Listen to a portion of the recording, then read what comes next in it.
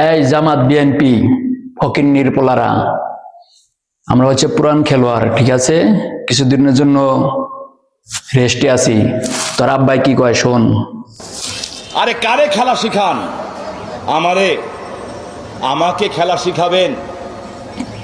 আমরা তো অনেক ছোট খেলা হবে বাংলার মাটিতে।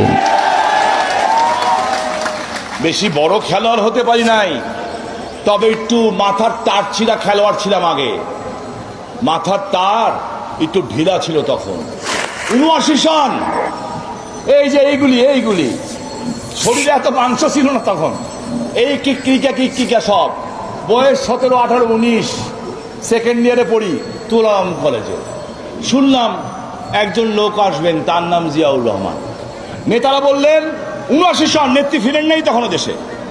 ১৯৭৯ শেষ দিকে বলা হলো আমাদের আব্দুর রাজ্জাক ভাই আজকে নাই। বললেন এই জিয়াউর রহমান হলো বঙ্গবন্ধু হত্যার নীল নকশাকারী।